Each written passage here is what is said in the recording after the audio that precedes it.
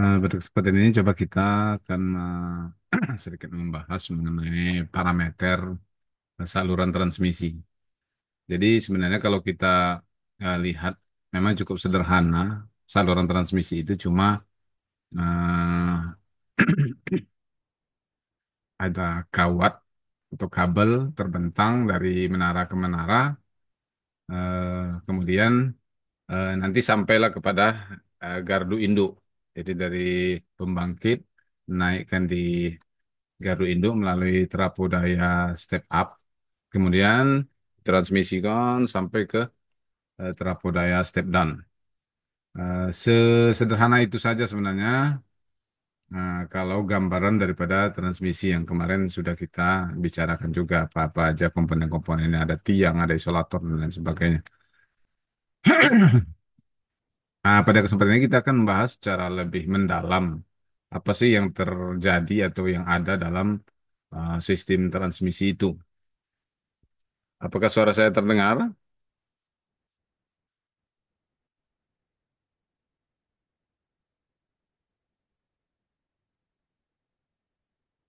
Halo, apakah suara saya terdengar? Dengar, Pak. Oh, terdengar, oke. Makasih ya.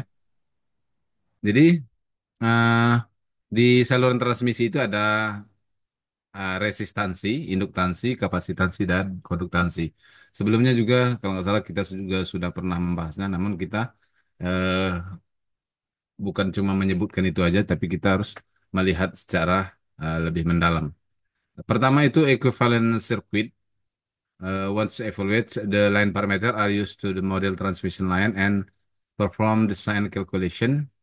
Jadi digunakan rangkaian ekuivalen ini untuk melakukan perhitungan-perhitungan dalam sistem transmisi kita.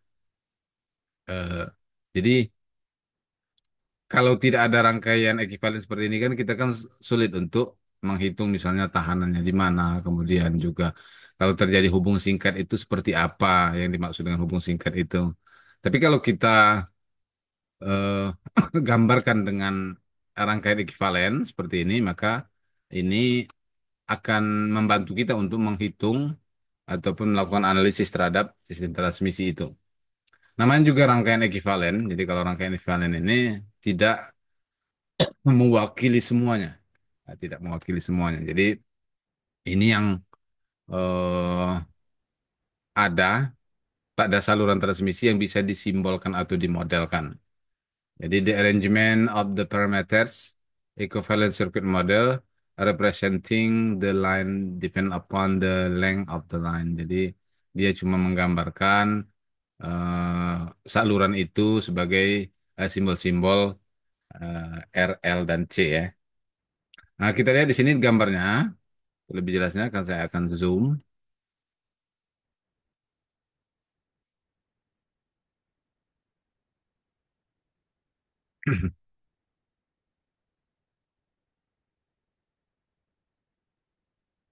Ini saluran ekuivalennya. Ini VS. Ini adalah sumber. Bisa generator. Bisa juga gardu induknya di sini. Diumpamakan sebagai gardu induk lah yang menghasilkan listriknya. Jadi kalau di generator itu kan yang membangkitkan. Kemudian di sini sebagai simbol tegangan pengirim itu adalah pada gardu induknya. Jadi gardu induk itu melalui trafo dayanya itu juga dilambangkan sebagai pembangkit listrik pada sisi pengirimnya. Ini dia PS, kemudian IS arus yang dikirimkannya. Jadi ini dibuat satu saja, walaupun sebenarnya ada bisa tiga kan, fasa R, S, dan T. Bahkan ada yang double juga, R1, S1, T1, R2, S2, dan T2. Nah, tapi ini digambarkan untuk apa? Mempermudahnya. Kemudian di sini ada komponen R-nya, tahanannya. Jadi kabel itu punya nilai tahanan. Dialah yang menghambat arus listrik itu. Kira-kira ada yang mungkin yang sudah belajar mengenai dasar teknik elektro. Tahanan itu bekerjanya seperti apa pada rangkaian listrik? Seperti apa kerja daripada tahanan atau R itu? Atau bahkan mungkin di perkuliahan juga sudah saya singgung bagaimana yang dimaksud dengan tahanan itu.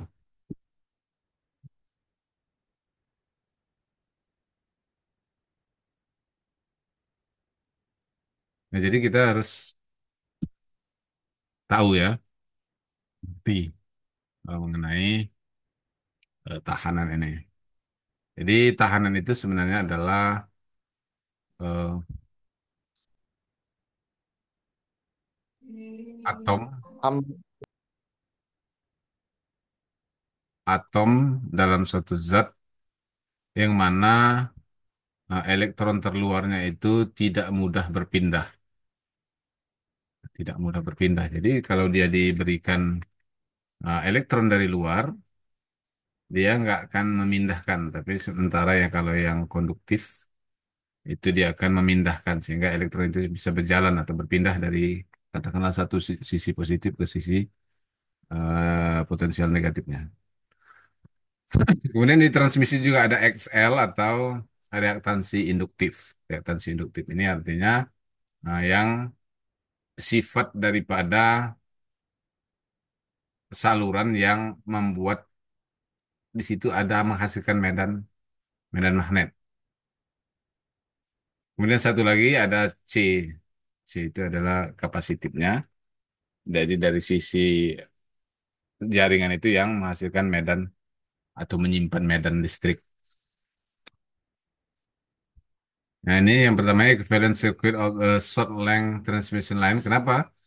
Di sini ada perbedaan di antara kiri dan kanan ini. Ini equivalent circuit of a medium length transmission line atau long long transmission line. Medium dan long atau length transmission line. Kalau kita lihat di sini apa perbedaannya antara yang short atau yang pendek, kemudian yang length atau medium. Apa perbedaannya? Coba adik-adik dipikirkan mengapa terjadi perbedaan seperti ini. Ini rata-rata pada sambil kerja atau gimana? Coba Akbar Wirayuda,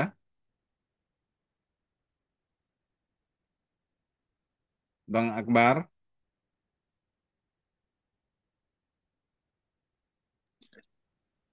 Iya, Pak. lagi di mana? Di rumah? Mau gerak ke kampus, Pak. Nih, Pak. Mau Masuk gerak jam kampus. 9, Pak. Oh, masuk jam Iya, 9 Pak. mata kuliah lain ya. Iya, Pak. Coba ada nengok layar nggak nengok ini? Iya, Pak. Ada, karena di situ ada gambar dua itu kan, kiri kanan itu kan, 13. Iya. Ada di sini. Kalau di sini kan bisa eh, Wira, Wira tadi ya namanya, Akbar, Pak. Akbar ya, Akbar. Ada perbedaan apa nih Bar di kiri dan kanan ini Bar?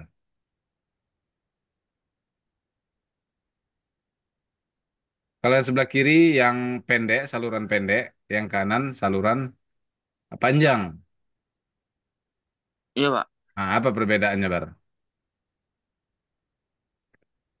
Biar kita diskusi membuka wawasan gitu.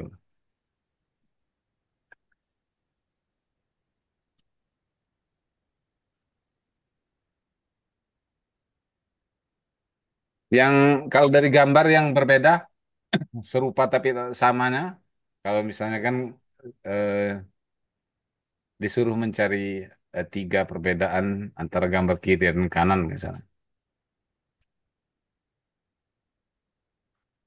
Apa Bar yang berbeda Bar? Di tengah-tengah, Pak, itu YC/2 itu. Ada YC per 2 atau kalau Y itu kan ini admitansi namanya Bar. Admitansi. Eh, kalau